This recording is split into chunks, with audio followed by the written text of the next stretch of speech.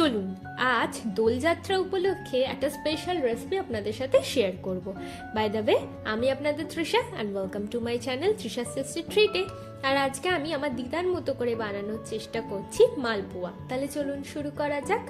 এই দিদা স্টাইলে মালপোয়াগুলো বানানোর জন্য প্রথমেই একটা বোলের মধ্যে আমি দেবো 1 কাপ মতো সুজি, দেবো 1 কাপ ময়দা, স্বাদ মতো নুন দিয়ে দিচ্ছি, দেবো 1 চামচ আধ ভাঙা মৌরি, 1/2 চামচ আধ ভাঙা গোলমরিচ আর 1/4 কাপ মতো চিনি। এবার এই শুকনো উপকরণগুলোকে আমি ভালো করে প্রথমে মিশিয়ে নেব। এবার এর মধ্যে দিচ্ছি 1 চামচ ঘি, 1 চামচ মতো গোলাপ জল আর 2 কাপ মতো দুধ দিয়ে এগুলোকে আমি ভালো করে মিশিয়ে 1 ঘন্টার জন্য এটাকে রেস্টে দেবো, যাতে সুজিটা ফুলে যায়। চলুন ততক্ষণের জন্য আমরা চিনি সিরাপটা বানিয়ে নিই।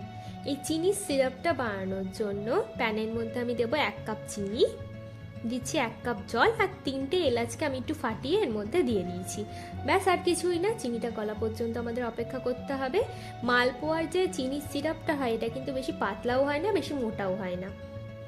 দেখুন আমাদের চিনির সিরাপ একদম রেডি। 1 ঘন্টা হয়ে গেছে, আমাদের ব্যাটারটা কিন্তু একদম রেডি হয়ে গেছে। চলুন এবার মালপোয়াগুলোকে ভাজা যাক।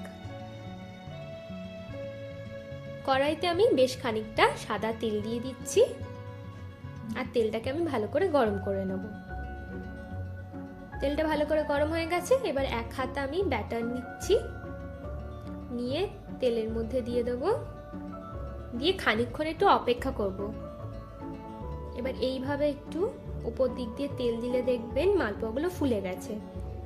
ব্যাস, আর কিছুই না। এবার এপিট ওপিট করে মালপোয়াগুলোকে ভেজে নিলেই কিন্তু রেডি। চলুন আর একটা ভেজে আপনাদের দেখানো যাক। মালপোয়া কিন্তু বানানো খুবই সহজ আর খেতেও খুব ভালো লাগে। আমাদের মালপোয়াগুলো সব রেডি হয়ে গেছে। এবার একটা একটা করে আমি চিনির রসের মধ্যে মালপোয়াটাকে দিয়ে 5 থেকে 6 মিনিট মতো রেখে দিলেই একদম রেডি আমাদের মালপোয়া। দেখুন আমাদের এপিট ওপিট করেও দেওয়া হয়ে গেছে। চলুন এবার মালপোয়াগুলোকে আমরা সার্ভ করে নিই।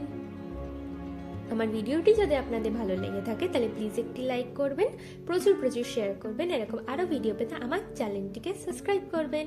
আর এই ভিডিওটি আপনাদের কেমন লাগলো অবশ্যই জানাবেন।